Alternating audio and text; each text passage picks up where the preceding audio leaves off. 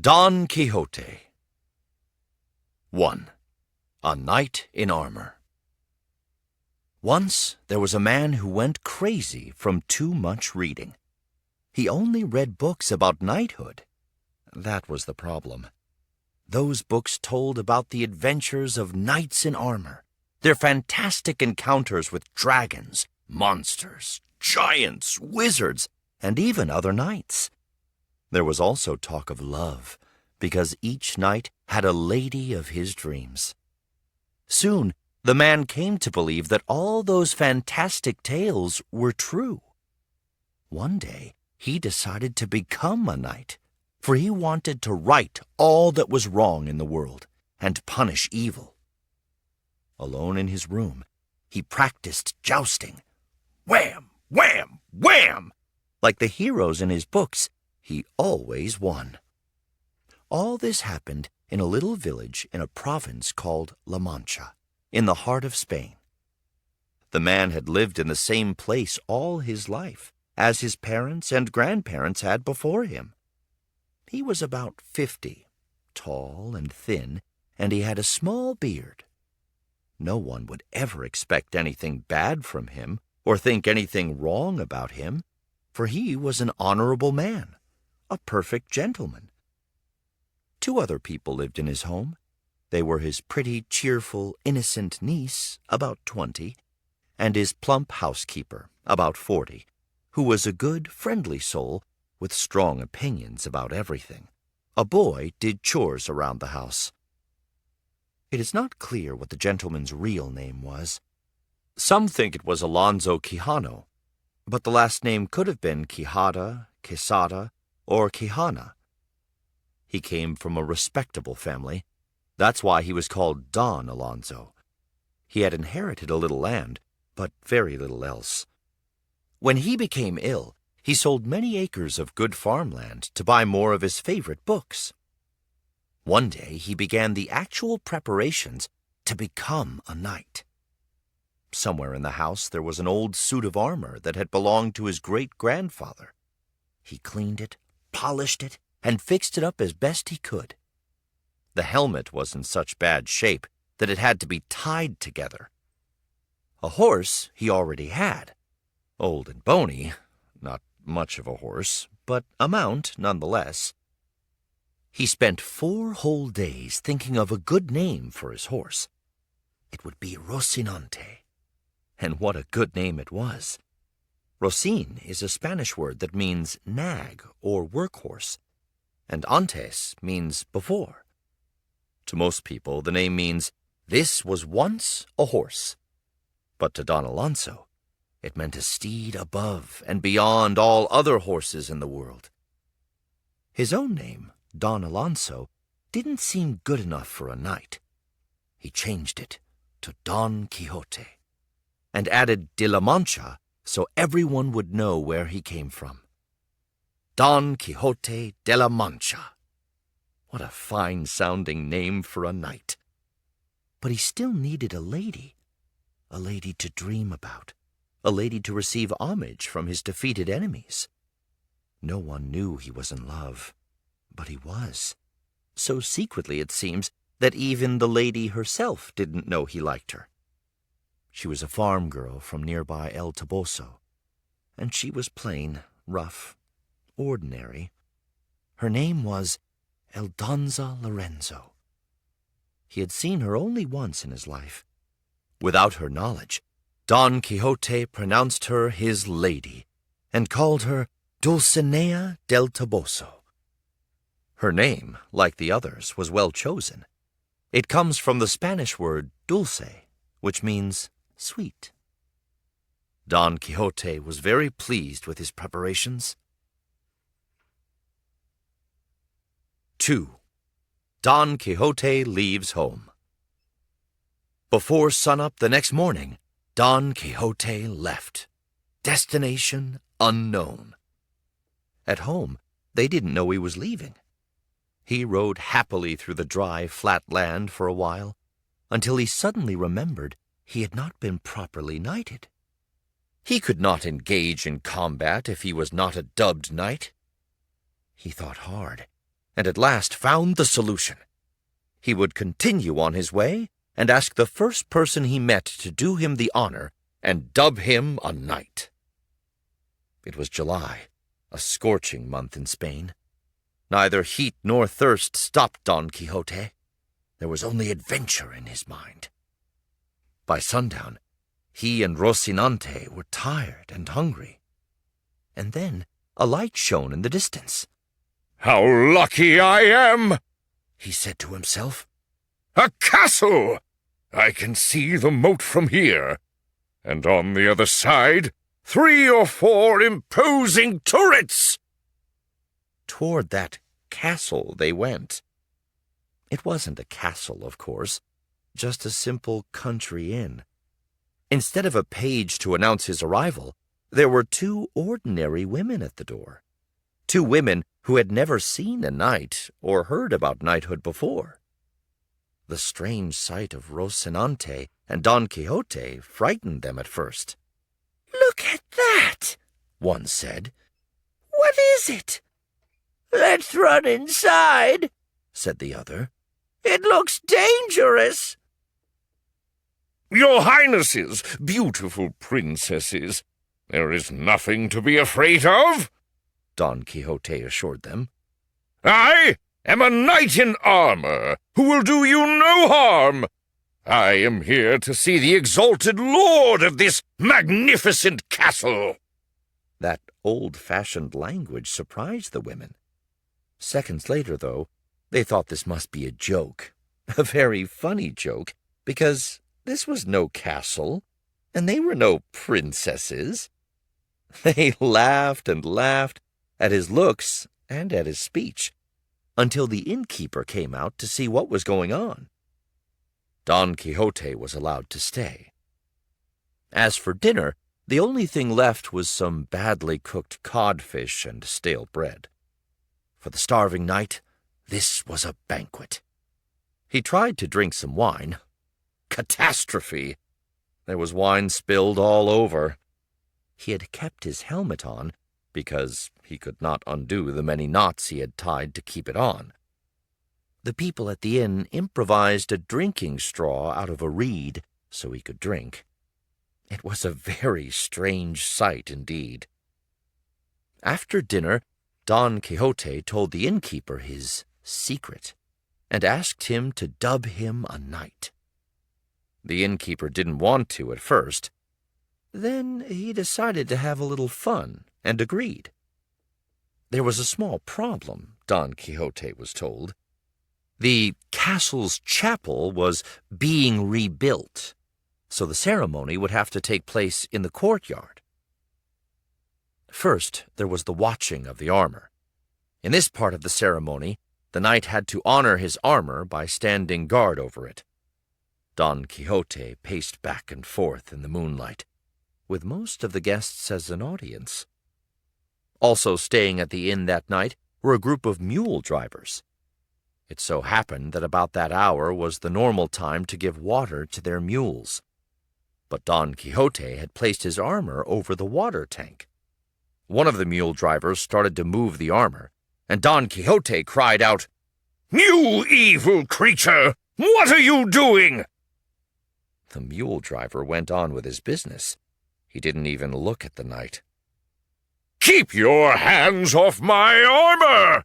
Don Quixote said, as he attacked in a wild rage. Then a second mule driver came to the water tank, but before he could even touch the armor, Don Quixote attacked him, this time in complete silence. The rest of the mule drivers couldn't just stand by and watch. It was their turn. That could have been the end of Don Quixote. They gave him such a beating. But the innkeeper managed to calm everybody down, and he decided to conclude the ceremony immediately, before something worse happened. Pretending that a book he used to keep his accounts was a prayer book, the innkeeper sang a couple of psalms and finished the ceremony. The sword was handed to Don Quixote, and his spurs were buckled. He also received a ceremonial blow with the side of the sword on neck and back. A true knight at last. He mounted Rocinante gave his most heartfelt thanks, and left the inn. It was just before sunup. 3. The Price of Meddling. Don Quixote was going back home, mainly because of a conversation he and the innkeeper had had before the dubbing ceremony. Tell me, Sir Knight, how much money do you have with you? The innkeeper asked. I beg your pardon, my lord. I carry none, Don Quixote answered. It is not the custom of knights in armor to carry money with them. No book about knighthood I ever read mentions it. Oh, Sir Knight, it is too obvious a matter to be mentioned. All knights carry money, believe me. It's a necessity, the innkeeper said with great feeling. Though he would not say it, the innkeeper was worried about not being paid. But he liked to joke, too. So he continued. When I was young, I myself was interested in becoming a knight. I also know that knights carry a change of clothes and a small first aid kit. He paused for a second, then added, You, like all knights in armor, should have a squire to be your helper and companion. Don Quixote, with his fantasy-filled mind, didn't find a hidden meaning in the conversation or see that the innkeeper was making fun of him. As he rode along, he was planning to follow the innkeeper's advice to the letter. Suddenly, Don Quixote heard cries coming from a nearby bush. They sounded like a person's moans, and moans they were. A boy of about 15 was tied to a tree, naked from the waist up. He was being hit with a leather belt by a man. Don Quixote stopped to see what was wrong, and he learned that the man was a rich farmer, and the boy tended one of his flocks of sheep. The farmer was punishing the boy for not doing his job right, or so he said. Don Quixote learned that the man owed the boy some back pay, so he figured out how much it was, and menacing the man with his lance, ordered the farmer to pay what he owed. Fine, Sir Knight, I am ready to pay him, but I have no money with me, the farmer said. Andrew should come home with me to get his money. And to Andrew, Please, do come with me, brother. So you see, young man, everything will be fine, Don Quixote told Andrew. Oh, no, Sir Knight, Andrew replied. My master will skin me alive first. Young man, Don Quixote said, your master has given his word, and I trust that he will keep it. If he doesn't, I'll come back and make him regret it, and he'll have to pay double. Don Quixote then left, thinking that the farmer, and everyone else, was as honorable as himself. But as soon as he was out of their sight, the beating became twice as hard. Ha ha ha! Go get your savior, Andrew! The farmer taunted. And Andrew wished the well-meaning gentleman had not meddled. Meanwhile, Don Quixote had met other people farther up the road, some merchants and their servants. The knight planted himself in the middle of the road, challenging every one of those knights to fight, one by one, or in a group. We are peaceful people, sir. We are merchants. We are not knights, they said. You are cowards who don't want to face a lone knight. That's what you are, he taunted. One of the servants threw a stone at Don Quixote. Many more stones followed, and a very bruised Don Quixote fell flat on the ground. He couldn't move an inch. But he didn't feel sorry for himself, not for 1 minute. He knew that all knights in armor had a little bad luck now and then. To pass the time, he began singing old ballads and romances he remembered. As luck would have it, a neighbor of his was traveling the same road on business. After removing some of the armor and grime, the man recognized Don Alonso and decided to take him back to town. There was quite a stir at home. Before Don Alonso had become Don Quixote, he had had two good friends, the village priest and the village barber. That evening, the priest and the barber came to the house. The niece and the housekeeper needed to be comforted, and they also needed to figure out how to find the missing person. "Oh, why didn't I tell you about those cursed books of knighthood?" asked the housekeeper over and over. And the niece, "I peeked through the keyhole a couple of times. Uncle was stabbing the walls. Killing giants is what he said. I know those books drove him crazy. I know it. I'm sure. We should do something about those hateful books." But before they could do anything, the neighbor entered with the missing knight in tow. Don Quixote didn't know who they were or where he was. He said a giant had beaten him up. Everyone's fears were confirmed now.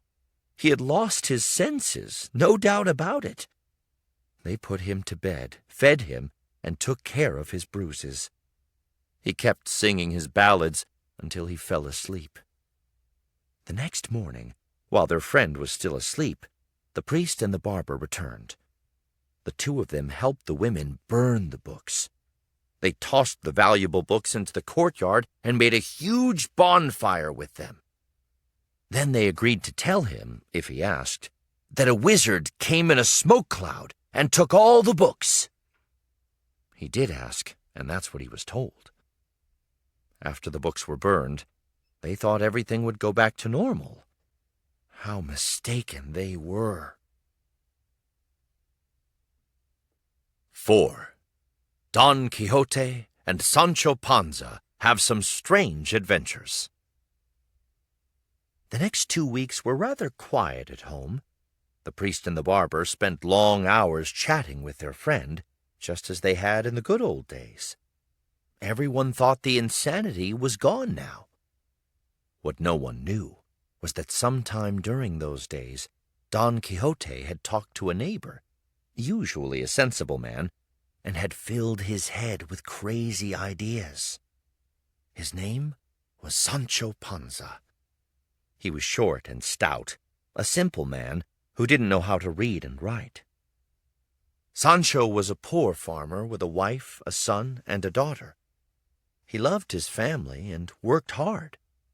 But now his neighbor, who knew a lot, was promising great things if Sancho went traveling with him.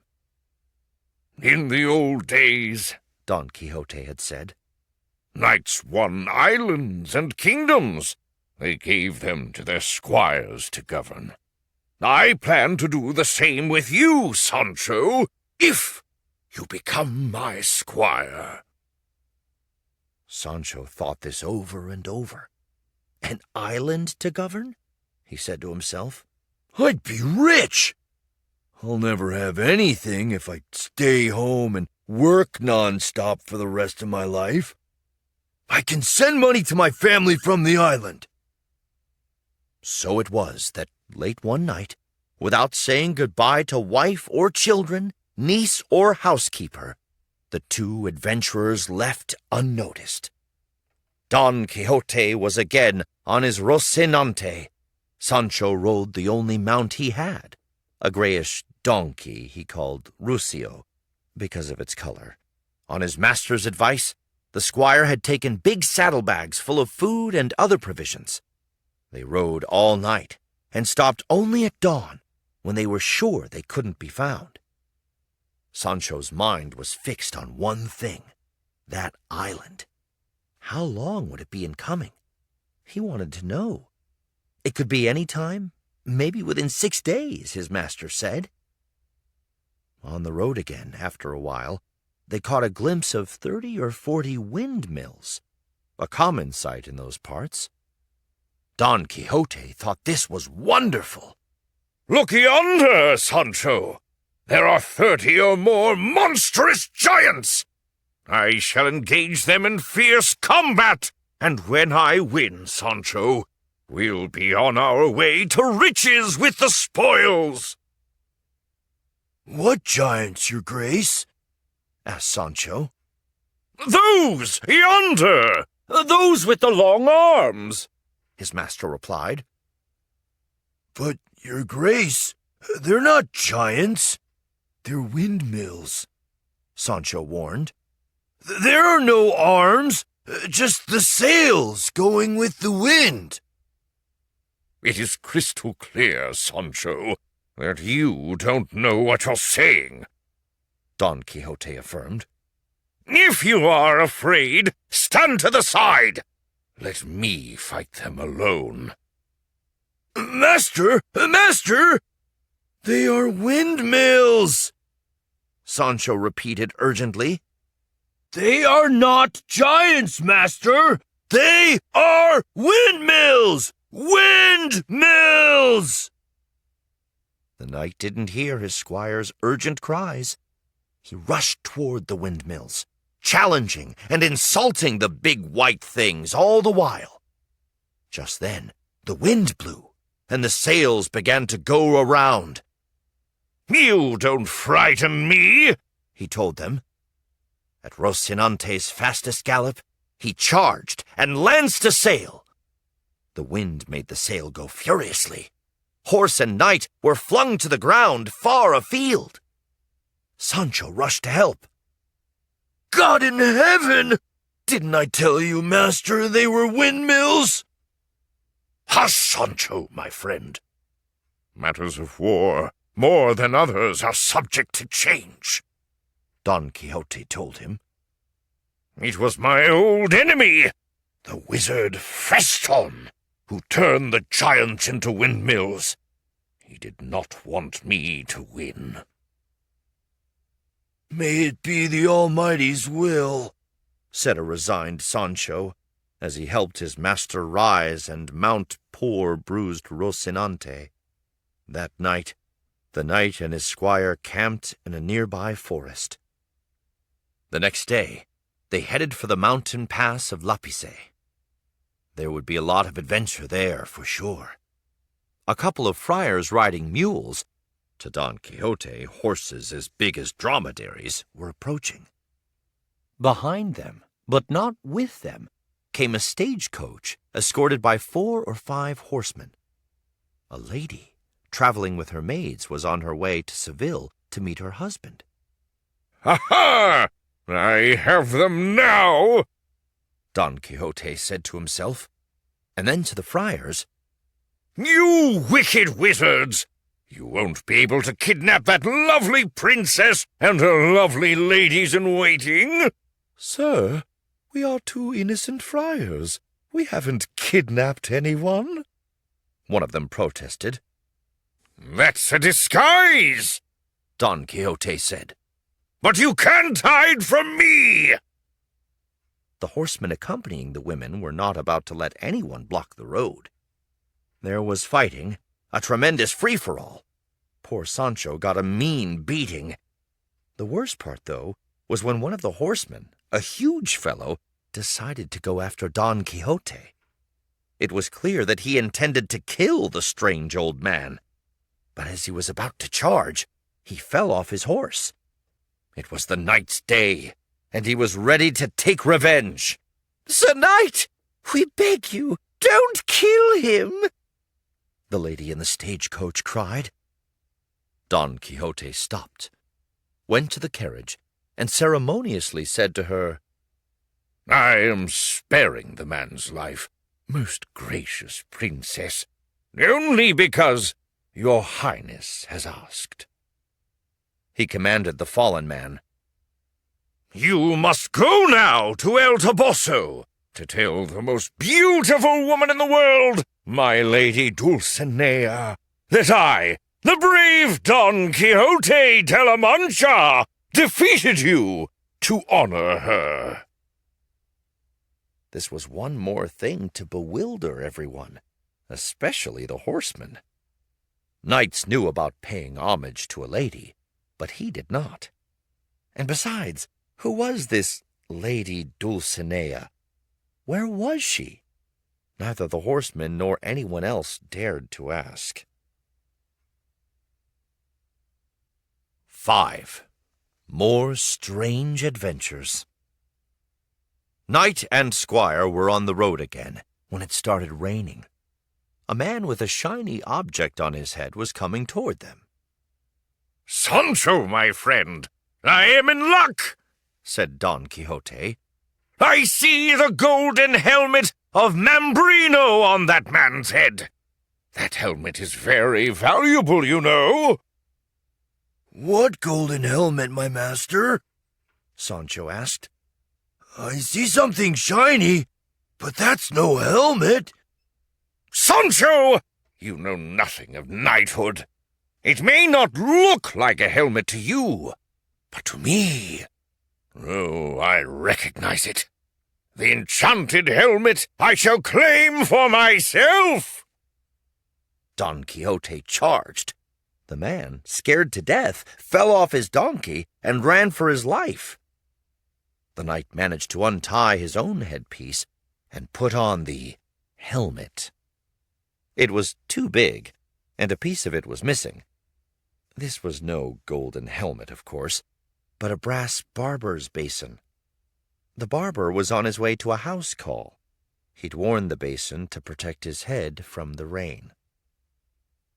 "Oh, some ignoramus has melted a piece of this precious helmet for the gold," Don Quixote said. Sancho wanted to laugh, but was afraid to. He'd seen his master get angry, and that could mean trouble.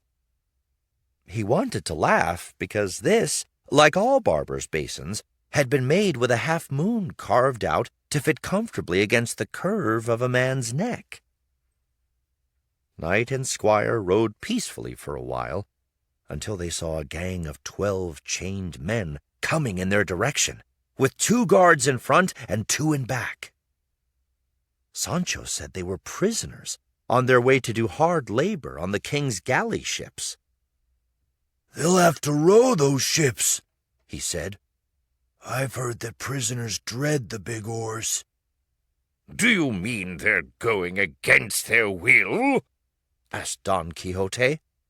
"I will never let that happen." The knight stopped the group and asked a number of questions. One was a robber, another a horse thief, a third was an embezzler. The worst criminal of all, with a record of many bad deeds, was a very cocky and arrogant man named Gines de Pasamonte. "You men are being punished for your bad behavior," Don Quixote told the convicts. "But since I know you don't want to go where you're being taken, I'll ask this guard to set you free. That's just what we need now," exclaimed the guard. "Sir, we don't have the authority to set them free. Go with God and stop looking for trouble." "You're the one looking for trouble," Don Quixote said as he attacked the guard. The other guards came to defend their colleague, and the criminals broke loose. "Here, all you newly free men, you must pay me for the favor I've done you," said Don Quixote to the scattering men. "Go to El Toboso and show the chains to my lady Dulcinea. Tell her, step by step, how I, her ardent suitor, the brave Don Quixote de la Mancha, set you free. After that, you may go wherever you want." "We can't all go together," said Gines de Pasamonte. "We'd be caught again. And as for taking up those chains once more, you must be joking. That's out of the question." "Well then, Gines, you shall do it alone, in everybody's name," Don Quixote said. "Oh, yes? I shall do this, and this, and this," he said, as he threw stones at Don Quixote. He motioned for the other convicts to do the same. A shower of stones for Don Quixote and Sancho was the reward. Then the criminals all fled, each in a different direction. Squire and knight, as well as their mounts, were thrashed without mercy by the angry guards. Don Quixote was extremely sad. Such ingratitude, he thought, and from the very people he had helped the most. He recovered quickly, however, and his thoughts soon turned again to other ways he could help people in need. 6. Back to La Mancha. One day, Don Quixote decided to go into the mountains of Sierra Morena for a while. He wanted to be alone, to think of his life and love, to gather his thoughts. Sancho was sent to deliver a letter to Dulcinea. It was August now, almost a month since they had left home.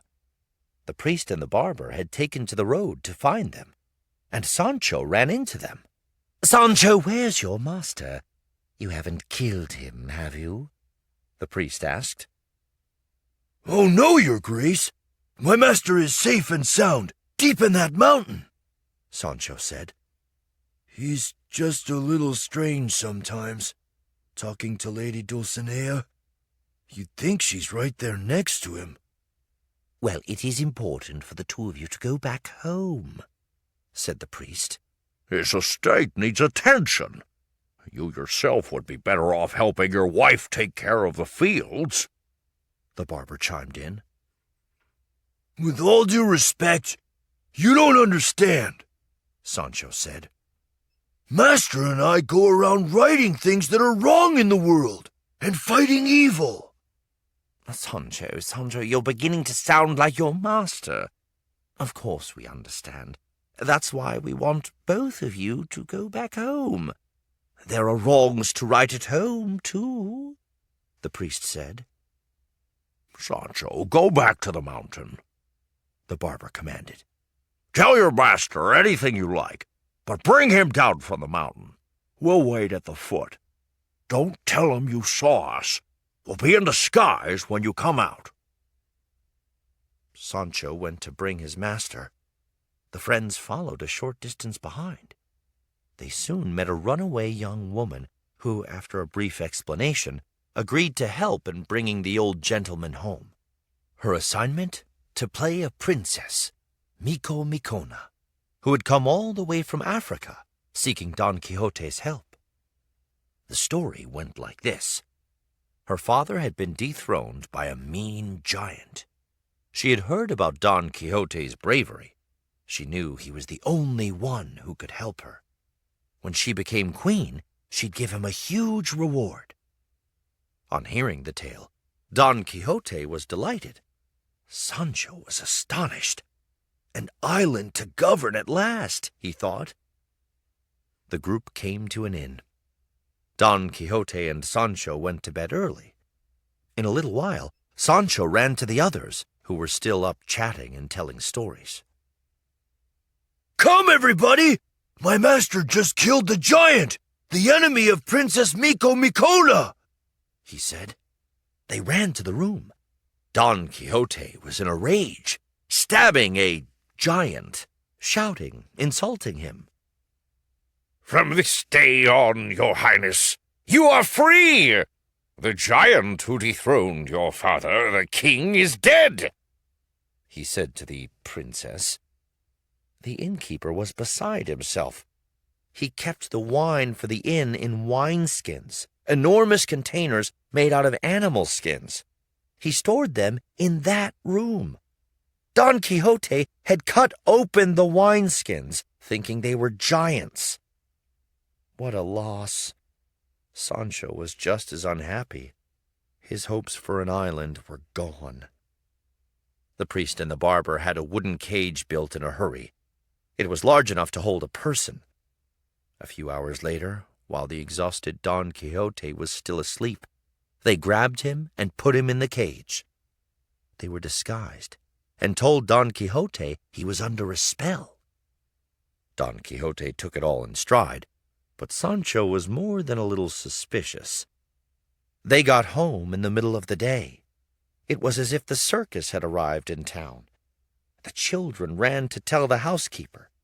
Word got to Teresa Panza, Sancho's wife. "How's the donkey, husband?" Was the first thing she asked. In better shape than his owner, Sancho replied. "Well, husband, what did you bring me? What did you bring the children? Clothing? Shoes?" she asked. None of that, woman, but something more valuable, he answered. The next time my master and I go away, I'll come back governor of an island. You'll be rich. "I hope so. But what did you say? What island?" Teresa wanted to know. Be in no hurry, wife, Sancho told her. You'll know at the right time. You'll be called Excellency. In the meantime, the niece and the housekeeper had put Don Quixote to bed. He didn't know where he was. He didn't know who they were. The priest advised the women to keep an eye on him. He might want to take off again. The women cursed those confounded novels of knighthood for the millionth time. 7. Don Quixote learns he is already famous. 1 month had gone by since Don Quixote had come back home, and his friends still had not seen him. The priest and the barber were everyday callers, but they were afraid he might remember past events if he saw either one of them. Sancho, of course, wasn't allowed in the house, and how desperately he wanted to see his master. One day, he almost made it inside, but the niece and the housekeeper caught him trying to sneak in. "What are you doing in this house, you beast?" yelled the housekeeper. "Haven't you done enough damage yet?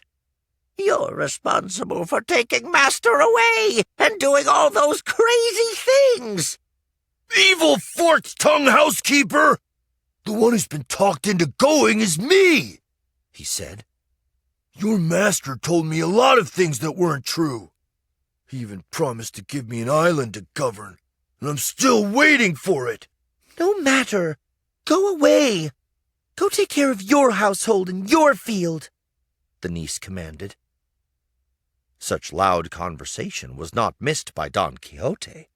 He called Sancho in. I am sorry, Sancho, that you feel I have misled you, his master told him. We left together, we traveled together, we suffered together. I did not deceive you intentionally. You must agree that fortune was not with us. Now tell me, what have you heard about me? Tell me everything, without adding or subtracting a word. Fine, your grace, Sancho said. But promise me you won't get angry at me. I won't, I promise, said the gentleman. Then Sancho told him. Well, there are many opinions about you in this town. Some say he's crazy, but funny. Others, he's brave, but unfortunate. Others, he's polite, but meddlesome. And there's more. You remember the son of Bartholomew Carrasco, Samson, don't you? He came back from Salamanca yesterday. He just graduated from the university. I went to say hello to him, and he told me there's already a book about you. And I'm mentioned in it, and Lady Dulcinea is mentioned, and a whole lot of what's happened to us. Don Quixote wanted to meet Samson. Sancho went to the Carrasco home. Samson was about 24 years old. He was a small man, and not particularly good-looking. His mind was very quick, though, and he had a tremendous sense of humor. When he saw Don Quixote, he knelt on one knee, took Don Quixote's hand, and kissed it, while he said, "It is with the most humble heart that I salute you, noble knight, one of the most famous in the world. I cannot become tired of reading the story of your adventures. I would be happy to be your servant." Don Quixote asked him to rise and take a seat next to him. They discussed at length the book Samson liked to read. Don Quixote was very pleased with what he heard. Sancho was beside himself with joy. The young university graduate and the old gentleman became friends. Samson now joins the priest and the barber on their regular visits to Don Quixote. 8. On the road again. The niece and the housekeeper thought Sancho was spending too much time in Don Quixote's room behind closed doors. They suspected the two were planning to leave again, but they had no way to prove it or to stop them. Night came. Knight and squire left again. One for the third time, the other for the second. Destination? El Toboso. Purpose? To seek Dulcinea's blessings. They arrived in El Toboso late the following evening. All was quiet. There was no one to tell them where Dulcinea lived. Even if there had been people around to ask, how would anyone know about Dulcinea, a lady produced by Don Quixote's imagination? There was a real farm girl somewhere, but her name wasn't Dulcinea, and the gentleman had seen her only once before. They rode around the deserted streets until near dawn, when they saw a farmhand going to work. Don Quixote stopped him. "Say, good man, could you tell us where is the palace of the beautiful princess Donna Dulcinea del Toboso?" "Sir, I don't know," the man replied. "I'm from out of town. I'm only working here for a while. The priest and the sexton live in that house across the street. They might know. But I don't think there's a princess living in this village." Daylight had come. Don Quixote stayed hidden in a nearby bush, while Sancho went to look for the lady he had never seen. Don Quixote asked him to come back quickly. "What will I do?" Sancho thought. "How can I get out of this one?" Then he saw 3 farm girls riding toward him. He ran back to Don Quixote. "Master! Master! Mistress Dulcinea and 2 other ladies are coming to see you!" he exclaimed. "You are making fun of me, Sancho," his master said. "Master? Why would I do that? Come out, see for yourself. They're beautiful," Sancho insisted. Don Quixote got out of the bush. He saw those less than glamorous women. "Are they far, Sancho?" he asked. "What do you mean, far? Can't you see them? Almost next to you," Sancho replied. Sancho grabbed the reins of one of the donkeys. Getting on his knees, he said, "Queen and Princess and Duchess of Beauty, my name is Sancho Panza. I am the squire of that passionate knight you see next to me, the brave Don Quixote de la Mancha, who is in love with you." Don Quixote had gotten on his knees next to the girls. Dulcinea was terribly annoyed. What nonsense! They were wasting time, and there was all that work to be done at the field. "Shut up and move," she snapped. "We're in a hurry. Move!" "Won't you soften a little, lovely princess and queen of El Toboso?" Sancho pleaded. "What do these town folks think we are?" one of the other girls said angrily. "You better move, or our donkeys will walk all over you." Don Quixote moved and asked Sancho to move. Ah, those enchanters! They had done it again. They had just turned lovely Dulcinea into a gross, ordinary, ugly farm girl. Sancho was relieved. He had gotten away with that one. 9. The Night of the Wood. Don Quixote and Sancho were sleeping in the woods when a noise awakened them. 2 men had come on horseback. One of them got off and invited the other to stay. There was good grass for the horses, and peace and quiet for thought, he said. Don Quixote looked carefully. One of them was wearing armor. "Sancho, my brother, adventure is before us," he said. The other knight heard voices and asked who was there. Don Quixote answered, and they got together. The 2 squires took off in another direction. "The life of a squire is indeed hard, isn't it?" the new squire said. "It wouldn't be so bad if we ate regularly," Sancho replied. The other one took food out of his saddlebag, and they shared it. Then they watched the stars for a while and fell asleep. Their masters were neither eating nor sleeping. The other knight, who called himself the Knight of the Wood, said to Don Quixote, "The proudest moment of my life came when I defeated that famous knight Don Quixote de la Mancha. I made him confess that my lady, Casildea, is more beautiful than his Dulcinea." "I don't doubt that you have defeated the bravest knights in all Spain, but not Don Quixote de la Mancha," the self-same said. "Maybe someone who looked like him, but not him." "Oh, no? I can prove it to you. He's tall, thin, has a pointy nose, a big fallen mustache, and grayish hair," the other knight boasted. "His squire is a farmer by the name of Sancho Panza. His horse is named Rocinante, and the lady of his dreams is Dulcinea del Toboso." "It is absolutely false that you have defeated Don Quixote de la Mancha. I am Don Quixote de la Mancha, and you have never defeated me. I'll prove it to you with the strength of my arms."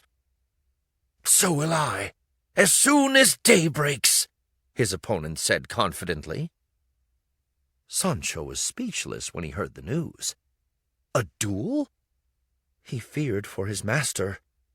The other squire suggested they too fight, while their masters fought. That was the custom in his homeland, he said. Sancho replied that he was not going to fight. He had been a peaceful man all his life, and intended to remain one. In broad daylight, Sancho saw an enormous nose on the other squire. "This time it must really be some kind of magic," he thought. Don Quixote, on the other hand, could not see his opponent's face, but he did see his armor. It was completely covered with tiny mirrors. He noticed, too, that the knight was a small man, carrying an enormous lance. "The winner of our fight will decide the fate of the loser," the Knight of the Wood said. "Agreed," Don Quixote answered. Sancho climbed a tree to see the battle better, or as Don Quixote accused him later, to have a better view without any danger. They fought. Don Quixote easily defeated the other knight. The fallen man looked dead. His squire, without the horrible nose, came running. So did Sancho, who wanted his master to kill the challenging knight. But then Don Quixote and Sancho saw the very figure of Samson Carrasco, the university graduate. And without the false nose, they discovered Tome Sacial, Sancho's neighbor. The Knight of the Wood came too. Don Quixote put the sword to his chest. He made his opponent confess that Dulcinea was far superior and more beautiful than his Casildea. That the 2 men looked so familiar puzzled him a bit, but he concluded that they were not the men they seemed to be. "No, they're just look-alikes, sent by the enchanters. My enemies enjoy confusing me," he said. Of course, there was no enchantment involved. Samson had planned the scheme, thinking that he could easily defeat his friend and make him go back home. Unfortunately for Samson, he had been very wrong. 10. The Adventure of the Lions. Victory had a sweet taste. That taste was still with Don Quixote when they met a gentleman wearing a green overcoat. They decided to travel together, since they were going in the same direction. The knight and the gentleman began a lively conversation. They talked about the man's family, what everyone did, and how his son, who was a student, had decided to become a poet. It didn't take long for the man in the green coat to think that his new friend was crazy. Sancho wasn't interested in their talk, however. He saw some shepherds milking their sheep at the side of the road and took a small detour to talk to them. The shepherds had cottage cheese for sale, and Sancho bought some. About the same time, Don Quixote spotted a small caravan flying royal banners. He called his squire, because Sancho had the helmet.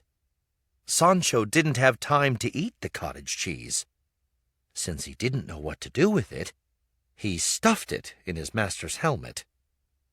Don Quixote put the helmet on. The whey from the cottage cheese started to drip. Somewhat frightened, he asked Sancho for a cloth to clean himself with. Then he took the helmet off and smelled it. "You traitor and bad friend! This is one of your dirty tricks!" he yelled at Sancho. "You put cottage cheese in my helmet, and I thought there was something seriously wrong with me." Sancho said sheepishly, Master, if it's cottage cheese, give it to me, and I'll eat it. But believe me, master, I don't know how that got in there. I think that some wizard must be after me, too, for being your squire. And as usual, Don Quixote blamed his enemies. "Everything is possible, Sancho," he said. Their traveling companion could not believe what he had just seen and heard, until he saw what came next. The ox cart with royal banners was at their side now. With it came a cart driver and another man. Don Quixote planted himself in the middle of the road, blocking their way. "Where to, brothers? What are you carrying in that ox cart? What do those banners mean?" he asked the men. "The cart is mine," the driver answered. "I'm transporting 2 brave lions to the court. They are a gift to the king. The banners mean that the cargo is His Majesty's property." "Are the lions big?" Don Quixote asked. They're the biggest that have ever crossed from Africa to Spain, the lion keeper said. I should know. I have transported many other lions before, but none like these. The one in the front cage is the male, the other the female. Right now they are very hungry. They haven't had a thing to eat all day. So, your lordship, I suggest you move away and let us go. These animals need to be fed soon. Don Quixote smiled with pure joy. "Lions! A couple of puny lions should scare me, eh?" he said. "Good man, since you are the lion keeper, open the cages and let those beasts out. I will show them who Don Quixote de la Mancha is, in spite of the wizards who have sent them to me." The man in the green coat mumbled, "No doubt about it. Either the man is crazy, or the cottage cheese softened his brain." Sancho, who heard his remark, said, No, he's not crazy, just bold. Everybody wanted to convince Don Quixote that it was foolhardy to face the lions. Actually, it was suicide, they said. But all talk failed, and those present scattered as fast and as far away as they could before the cage was opened. Sancho cried deep, heartfelt tears. Oh, my master, my friend is going to become a lion's dinner, he said between sobs. Under threat, then, The lion keeper opened one cage. Don Quixote thought for a minute. Should he face the lion on horseback or on foot? On foot, he decided. Rocinante might get scared by the sight of the lion. The lion turned around in his cage, then stretched. He opened his mouth and yawned, then showed a huge tongue and cleaned his face with it. Next, he stuck his face out of the cage and looked around, his eyes like burning coals. Don Quixote stared at him.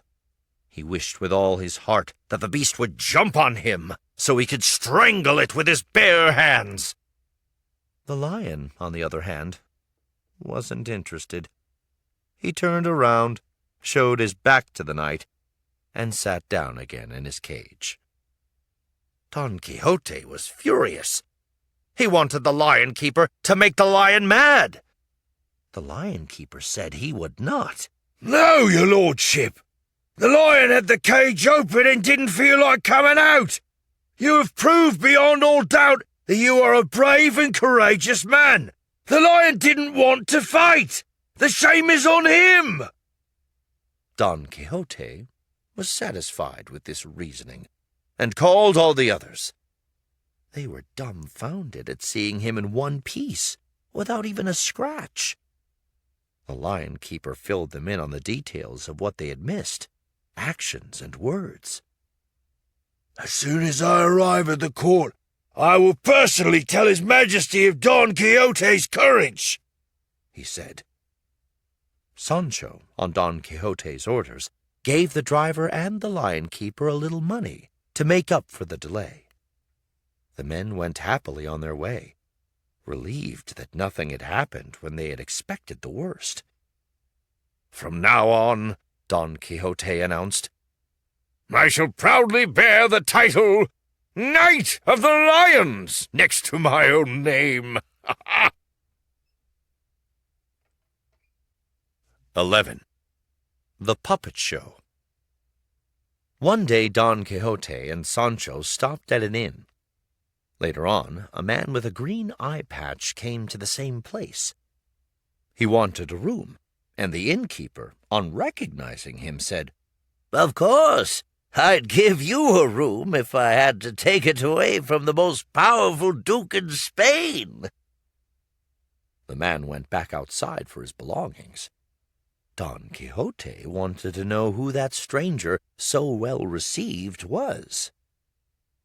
He's a very famous puppeteer, that Master Peter, said the innkeeper.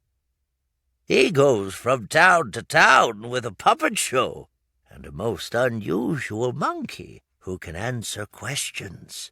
The animal knows about the present and the past. You ask him a question, he jumps on his master's shoulder and whispers the answer. Master Peter then tells you what the animal said.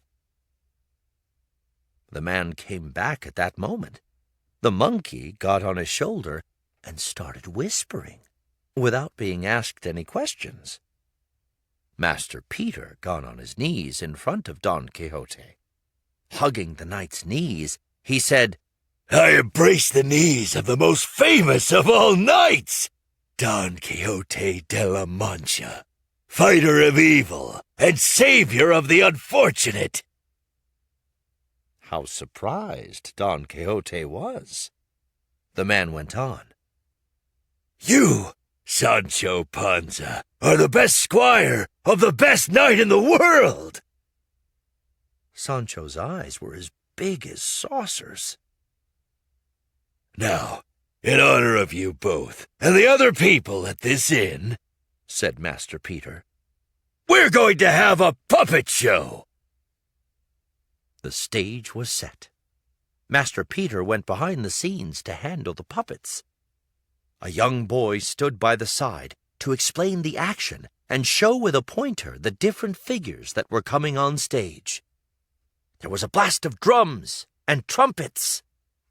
This is the true story of Doña Melisendra, wife of Don Gaiferos, on the occasion of her rescue from the prison in which the Moors had her in Spain," the boy said.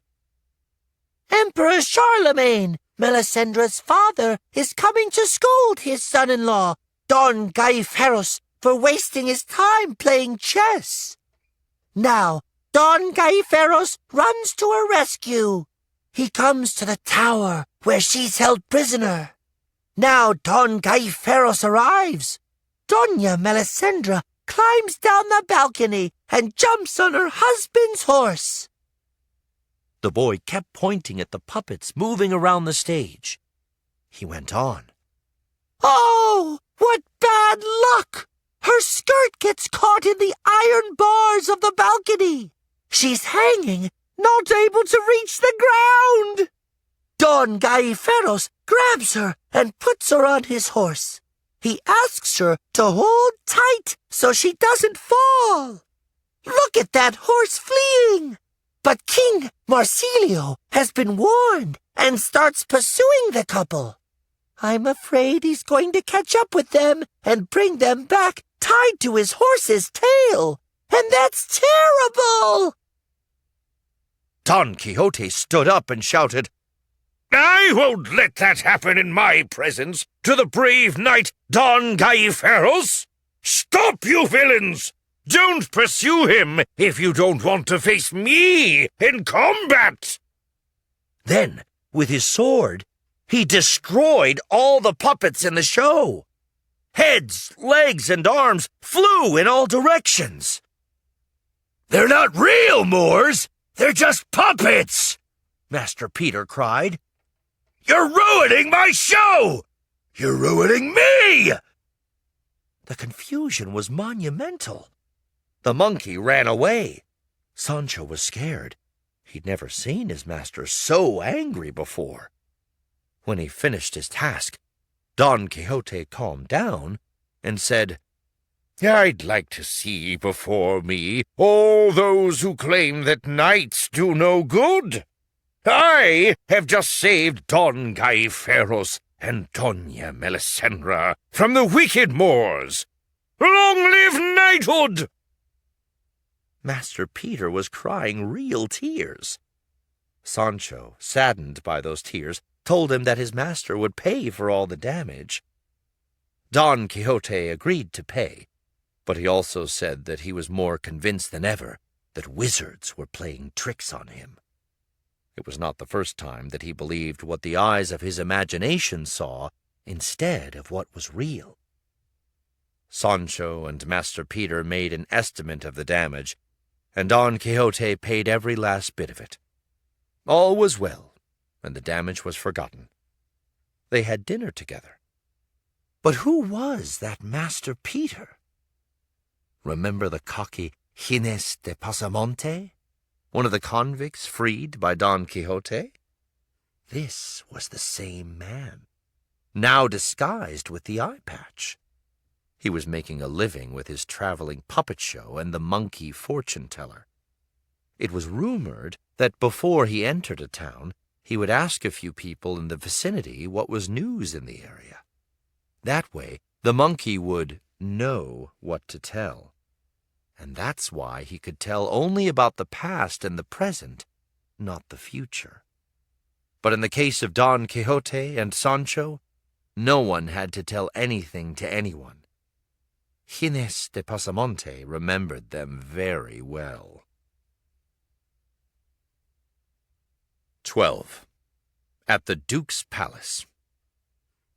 After leaving the inn, Don Quixote and Sancho traveled around the countryside for a while. One day, near a wood, they saw a large hunting party.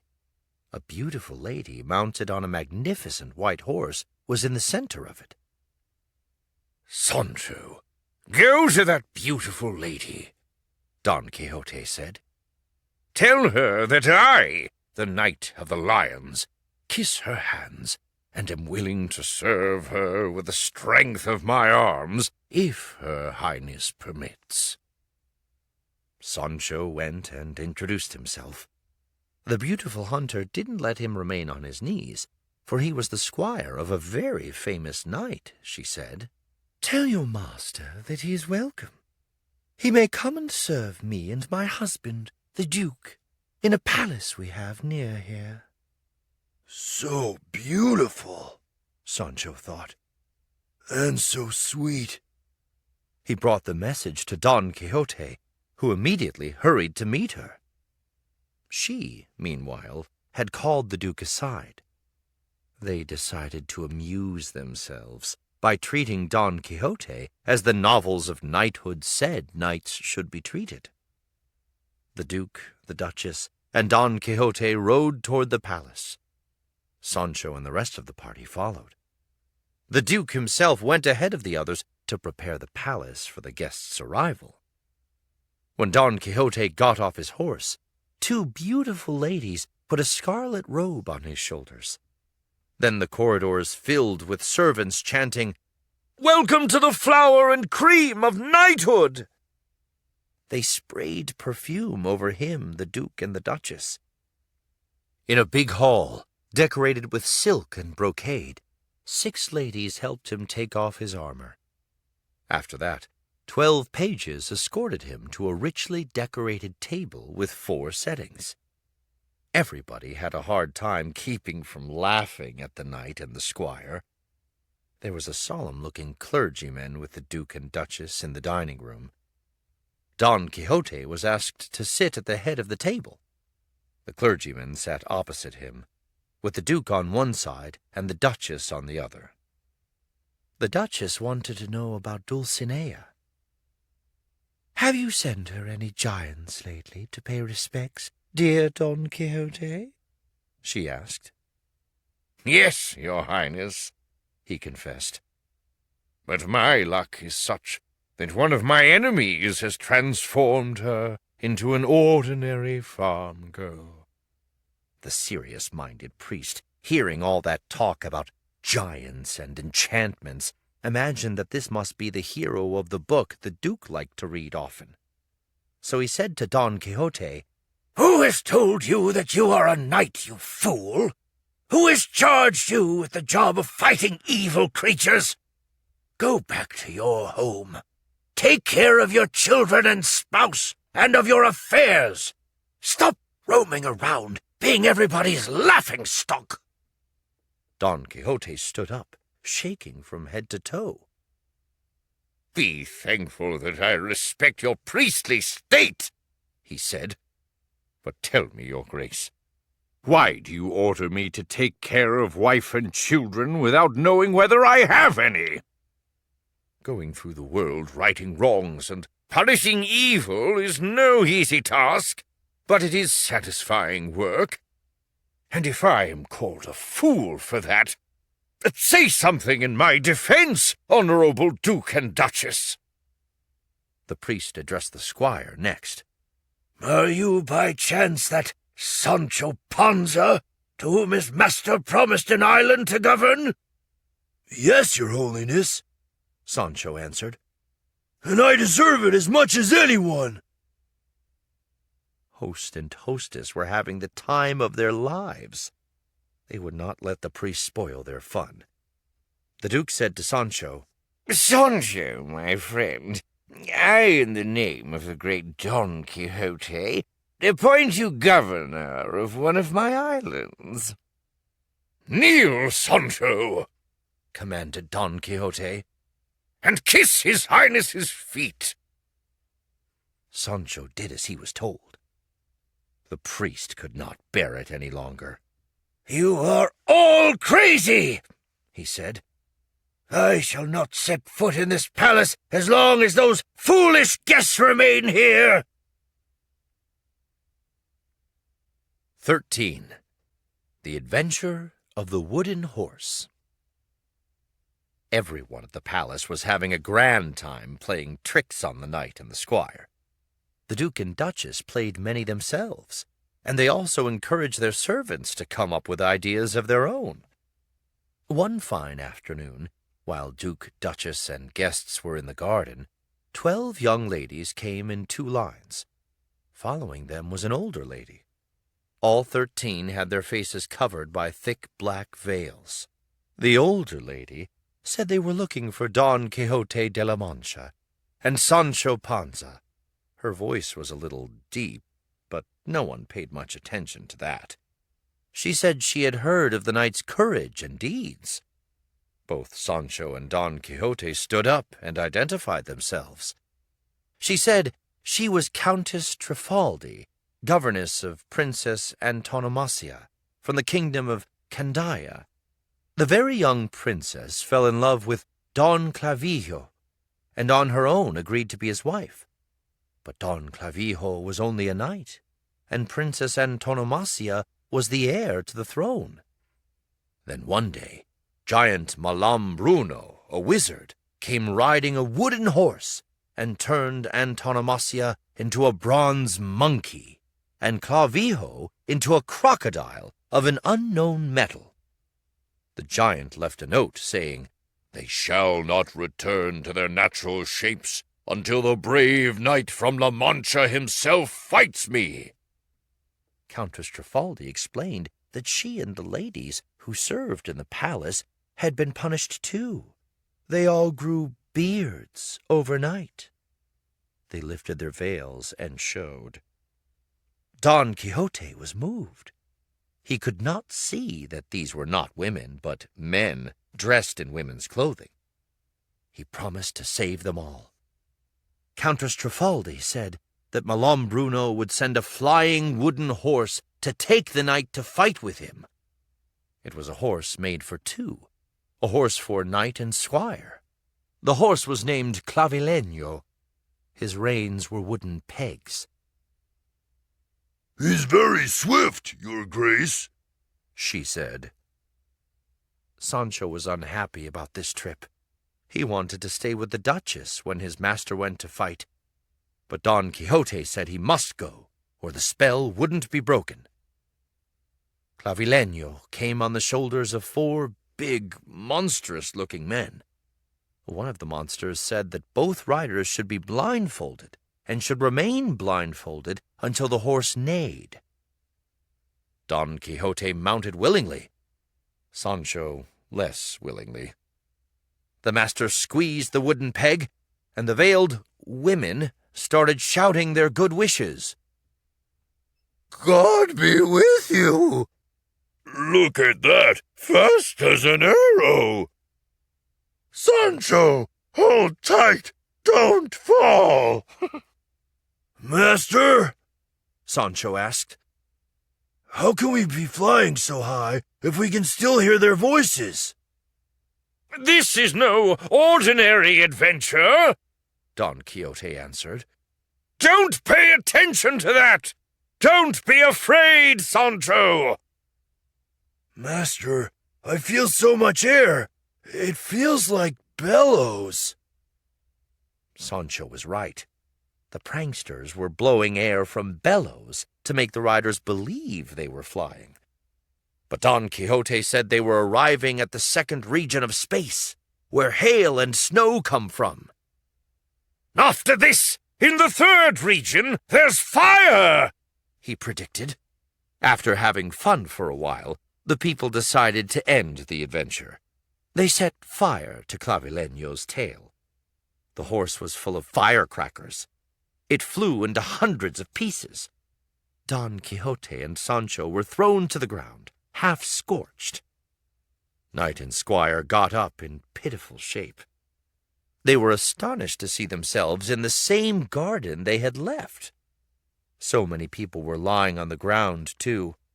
They were even more astonished when they saw this sign hanging from a lance. The renowned Don Quixote de la Mancha ended the adventure of Countess Trifaldi on the 1st try. Malambruno is satisfied. The beards of the young women are gone. Don Clavijo and Doña Antonomasia are returned to their previous shapes. The Duke and Duchess woke up, as surprised as the others. The Duke read the sign too, and with open arms went to embrace Don Quixote. "The best night of all times." Sancho was asked about the trip. "Oh, I saw many stars. Some look like little bears," he said. Duke and Duchess would have something to laugh about for a long time, and Sancho something to remember and talk about all his life. 14. Don Quixote advises Sancho. It was time for Sancho to go to the island, and the Duke asked him to get ready. I don't have to get any special clothing, Sancho said. In any fashion. I'm the same old Sancho Panza. True, said the Duke. Still, one should dress according to what one does. A soldier doesn't dress like a priest, and a lawyer doesn't dress like a soldier. The decision was that part of Sancho's wardrobe would be like that of a lawyer or judge, and part like a military uniform. But Sancho said there and then that he would not part with his own poor clothes. He would take them with him.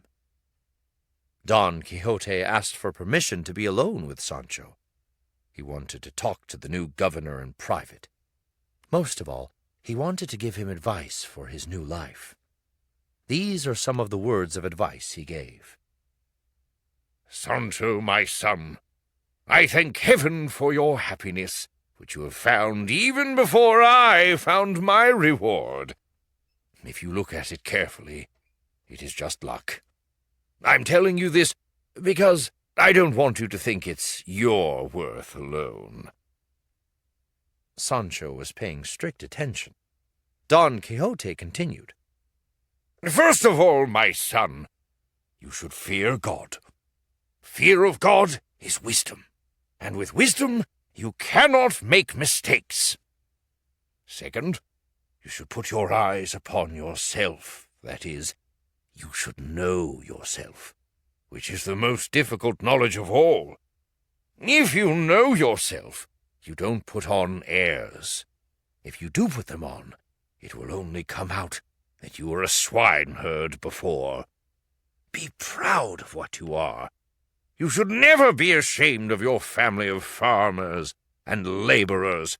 No one will make fun of you if you are proud of yourself and your relatives. Look, Sancho, you should always do good, and not envy anyone who has more than you. Material things are acquired, and virtue is more valuable than material things. If a relative of yours comes to the island while you're governor, treat him or her very well. If you bring your wife with you, teach her, because she's not educated. Help her to be polite. Manners are important for people in public life. A poor person's tears should make you feel pity. But if a rich person complaining about the poor one is right, you should do justice. Always try to discover the truth through the promises and gifts of a rich person, as well as through the sobs of a poor one. When you must apply the law, do not impose all the weight of it on the convict. It is better to be compassionate than too stern. If you must pass sentence on a matter in which an enemy of yours is involved, forget you are not friends. Look only at the truth of the matter. Above all, Sancho, be devout and merciful. God likes mercy. If you follow these rules, you shall live a long life and become famous throughout the world. That's all I'm telling you about spiritual matters. Now, let me give you advice about manners. The first thing you must remember is to be clean and clip your fingernails. Don't be sloppy. People will think you're disorganized if they see you unkempt. Don't eat garlic and onion, especially when you have to meet people. The smell will tell you're not well bred. Don't overeat. Health is tied to the stomach. Don't drink too much either. It is not very wise. Don't take too big a bite, and don't belch in front of others. Don't oversleep. Get up early and enjoy the day. Remember that hard work breeds good luck, and laziness its opposite. And one more thing. Don't ever discuss family backgrounds or compare one with another. No one is better than anyone else. You only stand to make enemies when you make comparisons. This is all for now, Sancho. Later on, when there's need, I'll give you more advice. Sancho spoke at long last. Master, all the things you said are good, I guess. But what good will they do me? I won't remember half of them. Give them to me written down. You know I don't know how to read, but I can give them to someone like the priest to read to me. Heaven help us! You can't read? Don Quixote exclaimed. This is wrong! A governor should know how to read and write. I am serious, Sancho. I want you to learn. Well, master, I know how to sign my name, Sancho said. Later. May the Almighty guide you in your governorship, Sancho, his master said. Let's say no more. If you are a bad governor, it will be your fault, but the shame will be mine. Sancho worried about those final words. Master, if your grace thinks I'm not qualified, I'm resigning right here and now. If the devil is going to take me for being governor, I prefer to go to heaven being my own self, Sancho Panza. That's enough, Sancho, Don Quixote said. You make me very proud. You are capable of being a good governor, not of one, but of many islands. 15. Sancho, governor for life. Sancho left for the island a gentleman on a fine horse. The duke's butler and a large group escorted him. Rusio, the donkey, walked behind, adorned with ribbons and bows. His owner turned back occasionally to look at him fondly. They soon arrived in a village of about 1,000 people. This was, Sancho was told, Barataria Island. The truth is, it was not an island at all. It was just one of those small towns and villages that used to be under a nobleman's protection. The nobleman in this case was the duke. Like many other towns and villages in the old days, this one was surrounded by walls as protection against enemies. The villagers had been told of Sancho's arrival. Everybody was there to greet him, and the church bells rang in celebration. There was a big Thanksgiving service in the church, and at the end of it, Sancho was given the keys to the town in a most ridiculous ceremony. We hereby declare you Honorable Sancho Panza, Governor for life of Barataria Island, said a man who called himself an alderman. Long live our governor for life! The people cried. From the church, he was taken to the courthouse. The next part of the ceremony called for the new governor to answer a few difficult questions. That's the way for people to know what kind of governor they have, the duke's butler said. If he's smart, the people are happy. If he's stupid, they're sad. Several cases were brought before his honor. There were many quarrels among people who didn't get along with one another.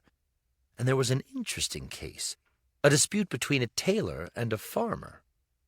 Your Honor, the tailor said, this man brought me a piece of cloth for me to make a cape for him. Then he said he wanted 2 capes out of the same piece of fabric. Then he said make me 3, then make me 4, then make me 5. I made his 5 capes. Now he comes to get them, and he doesn't want to pay me. Is the tailor telling the truth? Sancho asked the farmer. Well, Your Honor, I did ask him to make a cape, and in the end I asked for 5, said the farmer. But, Your Honor, ask him to show you what he made.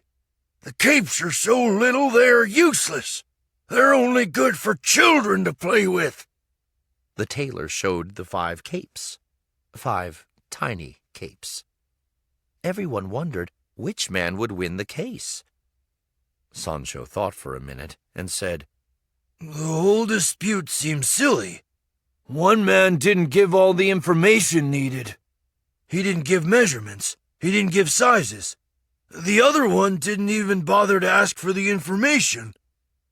My decision is, the farmer loses his cloth, and the tailor loses his work. The case is closed. The people were very surprised at their governor. They had not expected a man who would reason so well. But then Sancho had a lot of common sense. From the courthouse, Sancho and the official party went to the palace that was to become his residence. 16. Danger at the Island. The governor's palace was large and rich. Sancho arrived to the sound of trumpets. He was greeted by 4 pages who escorted him to the dining room. There was a large table overflowing with delicious foods, and only 1 chair. A page put a bib on him. Another placed a bowl of fresh fruit before him. Sancho had taken only 1 bite when a man standing beside him touched the plate with a stick, and presto, the bowl was removed. The butler brought another plate. Sancho didn't even get a taste before the man with the stick had it taken away. The governor was annoyed. What kind of game was this? The man with the stick said, Sir, I am the official physician of the governor of this island. I am present at all his meals. I make sure he is healthy and fit. I do not allow him to eat what I do not consider good for him. In that case, Sancho said, those partridges will be fine for me. Don't even mention them, the doctor said. Our great Hippocrates, the father of medicine, says that a bellyful is bad, and if it is a bellyful of partridges, it is worse. Well, Mr. Doctor, find something good for me to eat. I'm starving. How about some of that beef stew? He asked. Strictly forbidden, answered the doctor. There is nothing worse than beef stew. Now Sancho was really angry.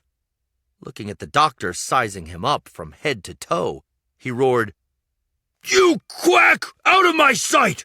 Quick, or I'll have all doctors in this island beaten to death on your account! Move, I said, or I'll break this chair on your head! I want food, or I give up the governorship! A job that doesn't feed you is not worth 2 peas! The doctor was scared. He was leaving when in came the butler, running, all excited, with a letter from the Duke. The envelope read, To the Honorable Don Sancho Panza, Governor of Barataria Island, in his own hands or in the hands of his secretary.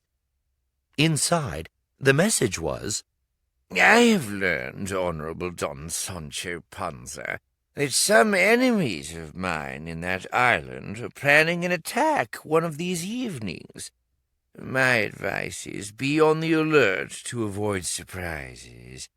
I have also learned that 4 persons, in disguise, have entered the island with the intention of killing you. Take precautions and pay attention to those who come to talk to you. Also, don't eat anything given to you. I will be prepared to come to your aid if necessary. This message is so urgent that it has been written at 4 a.m. Your friend, signed the Duke. Some news! Sancho turned to the butler and said, What we must do now is jail the doctor. If anyone is trying to kill me, it's gotta be him. I'm also of the opinion, the butler said, that your honor should not eat the things on the table. Who knows? They may be poisoned. Well then, Sancho said, bring me bread and grapes. I cannot go without food. I must be prepared for any battle.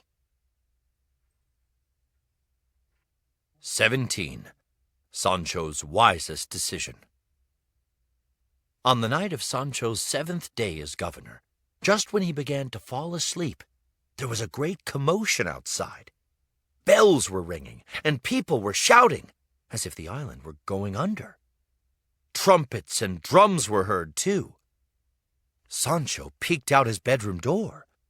About 20 people carrying torches were coming toward his room, shouting, To arms! To arms, your honor! This island is under enemy attack! We need your strength, your ingenuity, your courage to guide us!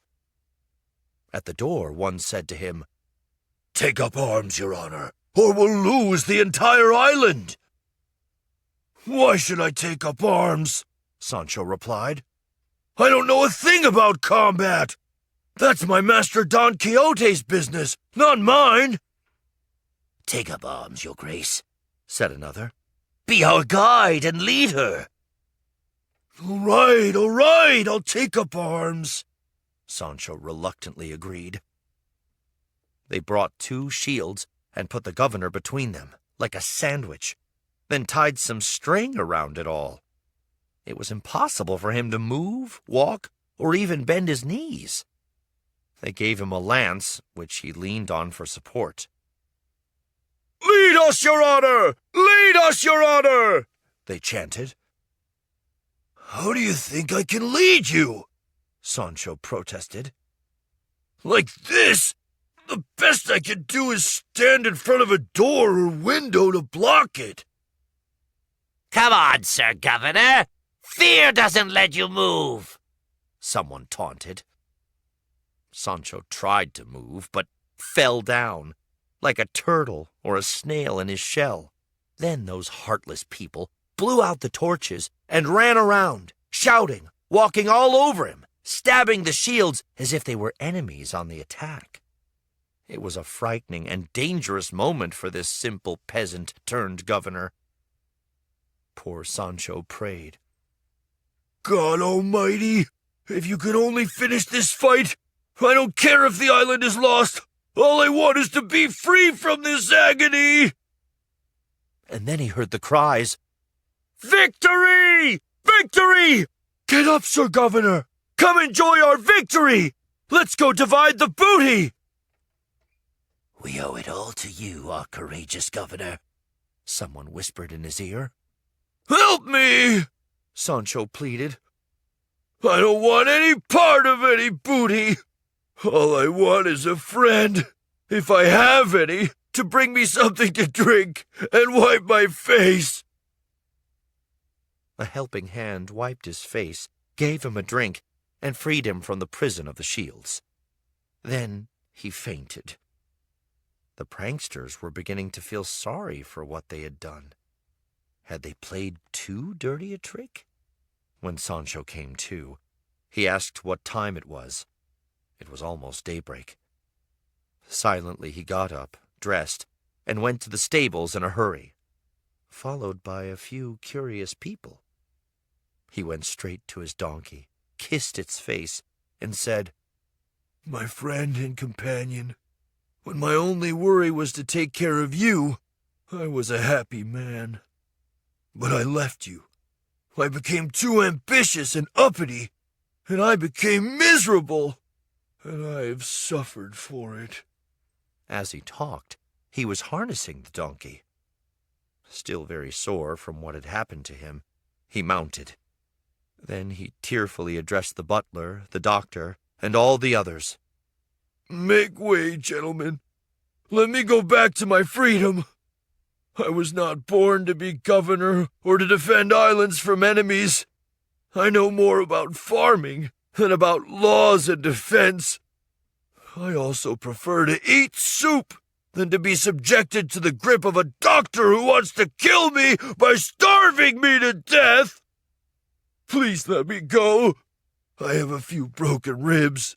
The enemy stepped on me last night."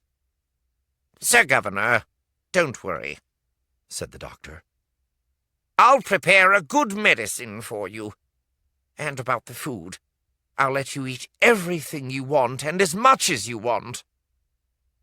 "It's too late for that, my friend," Sancho replied. "Pranks like those are played only once. I am a Panza. In my family, when one says no, it's no. Let me go. It's getting late." The butler said, "We would let you go, even though we're sorry to lose you. But every governor must account for his administration." "Nobody can ask me for any account," Sancho snapped, "except the Duke himself, or a person he names. I'm on my way to see the Duke. Besides, look at me. Look at my clothes. I have only what belongs to me. I have behaved like an angel." "The great Sancho is right," the doctor said. "I think we should let him go. The Duke will be glad to see him." They let him go. They even offered him escort and anything he wanted for his trip. His only request was barley for the donkey and half a loaf of bread and a little cheese for himself. Sancho was a man without schooling, yet he was a wise man. He found out he could not handle the job, and he had the courage to resign. The villagers, with the Duke's knowledge and encouragement, had played a lot of tricks on their governor, and they had had fun. At the end, though, his honesty and dignity made them admire Sancho Panza as a human being. 18. Knight and Squire Reunited. Darkness came while Sancho was still a little way from the palace of the Duke and Duchess. He took a path on the side of the main road, intending to spend the night outdoors and start again in the morning. But the donkey walked up to a canyon-like cave and fell in.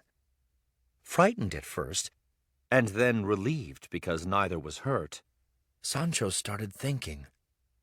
"How are we ever going to get out of here?" he asked himself out loud. Meanwhile, Don Quixote was restless at the palace. He missed his squire, his friend. His life was too soft. That morning, he went for a ride in the countryside. As he rode, he heard a voice coming from deep down in the earth. The voice seemed familiar. Could it be? "Who's down there? Who's complaining?" he asked. "Who could it be but beat-up Sancho Panza?" said the voice.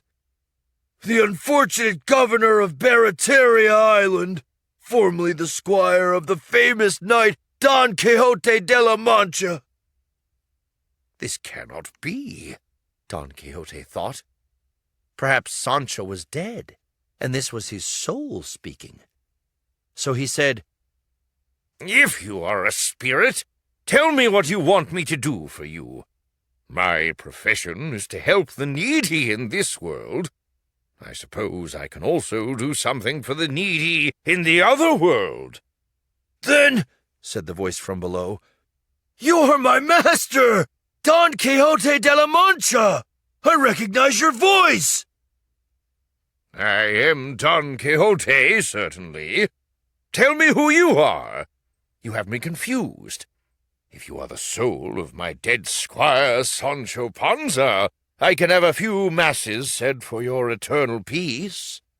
"Wouldn't you know it, Master Knight Don Quixote de la Mancha? I swear I am your squire, Sancho Panza, alive as could be. I left the governorship, I'll tell you why later, and I fell in this cave with my donkey. He'll tell you too." The donkey brayed. "Oh, yes! I recognize your donkey's bray! Sancho, wait. I'll go back to the palace. I'll be back soon with help." After the rescue, a happy pair returned to the palace. The Duke and Duchess were waiting for them. But first things first, Sancho went to the stables to take care of his donkey. Then he returned to the palace and spoke seriously to the Duke and Duchess. I, your highnesses, went to govern Barataria Island because you were very generous, not because I deserve it. I went there dressed poorly I am now. You may want to know if I was a good governor. There are witnesses who can tell you whatever they want. I settled disputes, I resolved doubts, that is, I did my job. While I was governor, I almost died of hunger because the doctor wouldn't let me eat. One night the enemy came. The citizens are now saying that my bravery brought victory, but they are not truthful. In short, I found out that I cannot carry on my shoulders the obligations and duties of a governor. Yesterday morning, I left the island. It remained exactly as I found it. Same streets, houses, roofs, everything there was when I got there. That was all. Don Quixote was relieved. His beloved squire had spoken well, and he was safe. I'm sorry you left the governorship so soon, the Duke said. I can give you another job of less responsibility and more suited to you if you wish. But Sancho said no. He had had enough. The Duke and Duchess hugged him and ordered that he be treated very nicely and made comfortable. 19. The Night of the White Moon. Life at the palace was not satisfying. Don Quixote kept thinking of the needy people in the world who could use his help. One day he secured permission to leave, and knight and squire took to the road again. Freedom, Sancho, is one of the greatest gifts heaven can give a person. Nothing can compare with it. Not the riches deep in the earth, nor the riches deep in the sea. One's freedom and one's honor are as important as life itself. Captivity, on the contrary, is the worst evil that can fall on a person. I am telling you this, Sancho, because you saw and experienced the great life we had at the palace. But I can now tell you that, in the middle of those grand banquets, I felt hungry, because I was not free. Those were not my delicacies. Happy is the person who has a piece of bread and only has to thank heaven for it. Well, master, the practical Sancho said, we should not be ungrateful to the Duke. His butler gave me this little bag with 200 gold coins in it. We're not going to find palaces all over. We may need to stay at a few inns. Don Quixote decided to head for Barcelona, a beautiful city by the sea. One morning, Don Quixote, dressed in full armor, was riding along the beach. Suddenly, a knight came toward him, also dressed in full armor, a shining moon painted on his shield. When he was within hearing distance, he intoned, "Famous Don Quixote de la Mancha, knight who has not yet been recognized in all his worth. I am the Knight of the White Moon. No doubt you have heard of my deeds. I am here to fight with you, to test the strength of your arms, to make you confess that my lady, anyone I choose for my lady, is infinitely more beautiful than your Dulcinea. If you confess this truth immediately, you will not die at my hand. You will spare me the trouble of killing you. If we fight and I win, I only want you to abandon your armor and stop looking for adventure. I want you to go back to your hometown and live there in peace for an entire year without touching a sword, because you need to look after your estate and you need to rest." If you win, my head will be at your disposal, and my armor and horse will be yours, and my fame will be added to yours. Tell me what is your wish. I want to finish this business today." "How arrogant, that Knight of the White Moon," Don Quixote thought. "And what a ridiculous cause for a challenge. No beauty comes near Dulcinea's," he said calmly and gravely. "Knight of the White Moon, I have not heard of you before, and I will make you vow that you have never seen Dulcinea del Toboso. You would not have made your foolish remarks if you had seen her. I accept your challenge, with one exception. I do not want your fame added to mine, because I don't know about your deeds. Let's get on with it, then. Take the side of the field you prefer." Don Quixote prayed to God and thought of Dulcinea. He was ready. They headed toward each other. The Knight of the White Moon had a faster horse. Don Quixote fell off Rocinante without even being touched by his opponent's lance. Planting his lance on Don Quixote's helmet, the victor said, "You are beaten, Sir Knight Don Quixote de la Mancha, and you'll die if you do not confess what we agreed upon." Don Quixote would rather die. With a deep voice, as if coming from the other world, he said, "Dulcinea del Toboso is the most beautiful woman in the world, and I am the most unfortunate knight on earth. Her name and her honor are not to suffer because I am weak. Go on, Sir Knight of the White Moon. Drive the lance through. Take my life, since you have taken my honor." "I shall not," said the Knight of the White Moon. "Long live the beauty of Doña Dulcinea del Toboso, lady of the brave knight Don Quixote de la Mancha. I am content with the second part of the pledge.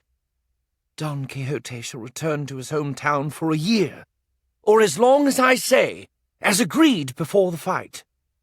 "Anything not against my lady Dulcinea del Toboso I will do as a true gentleman," he replied humbly, sadly. Don Quixote was numb. Sancho, sad and confused.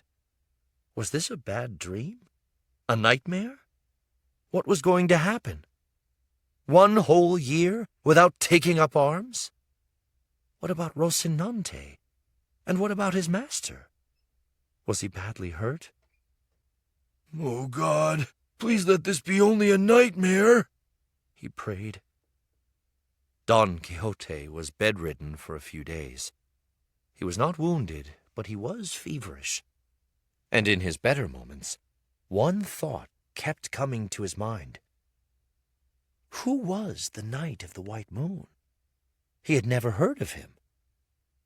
He had no idea that it was none other than his friend, Samson Carrasco. The young man, the priest, and the barber had never stopped thinking of ways to make their friend go back to a normal life at home. This time, they had succeeded. When Don Quixote recovered, it was time to go home. The knight wore regular clothes. His armor was put over Sancho's donkey. His faithful squire walked all the way home to La Mancha. 20. Don Quixote's last illness. It may have been heartbreak, or just fate, but Don Quixote developed a very high fever. He was in bed for 6 days. His friends, the priest, the barber, and Samson, came to see him many times daily. Sancho, his good friend and faithful squire, never left him for long. They were all trying to cheer him up, but it couldn't be done. One day they had to call the doctor. He took Don Quixote's pulse. He told the patient to take care of his spiritual needs because his life was in danger. Don Quixote took the news calmly, but not so his niece, his housekeeper, and Sancho. On hearing the bad news, they sobbed for a long time. Don Quixote asked to be left alone. He slept 6 straight hours. When he woke up, he asked his niece to call his 3 best friends. He wanted to make confession, he said, and to dictate his last will and testament. But there was no need to call the friends. They walked in. Don Quixote said to them, "Rejoice, my friends. I am no longer Don Quixote de la Mancha, but Alonso Quijano. I now hate tales of knighthood, and recognize that reading them put me in danger. My time has come. I want to make confession. Also, bring me a scribe to write my last will and testament." The friends looked at one another. They had not expected this shocking news. All but the priest left the room, and the confession took place. Then Samson brought the scribe. Sancho, the niece, and the housekeeper could not stop sobbing. Don Quixote began. "First, it is my will that out of my estate my niece pay the salary owed my housekeeper for the length of her service to me, plus a little extra for a new dress. Second, it is also my will that Sancho keep for himself a little money he's holding for me, and that no one ask him to account for it. In my madness, I made him my squire, and was instrumental in getting him an island to govern. Now that I am sane, I would give him an entire kingdom if I could." Turning to Sancho, he said, "Forgive me, my friend, because I, being crazy, made you seem crazy too." Master, don't die," Sancho said between sobs. "Don't let yourself die. You taught me to fight for what one believes in. Fight for your life." "Sancho is right, dear friend. Listen to him," Samson said. Don Quixote paid no attention. "I was crazy before, and now I am sane," he said. "I pray that you all forgive me. Please, scribe, let's continue with the will. It is my last will that my niece, Antonia Quijano, be the one and only heir of my estate. Should my niece, Antonia Quijano, want to marry, she is to marry a man who is not acquainted with tales of knighthood. If her love knows those books about knights, and she insists on marrying him, my entire estate shall be given to charity. I hereby name the priest and Samson Carrasco executors of my will." Don Quixote fainted. His loved ones were in turmoil. Yet he lived for 3 more days. 3 more days in which he constantly said how much he hated those books that had made him crazy. He also took the last sacraments. The end was peaceful. Samson Carrasco wrote an epitaph for the grave. It was a poem that said, in part, that Don Quixote was a good man, brave to the last moment, and that he will be remembered forever in the entire world for having lived crazy and died sane.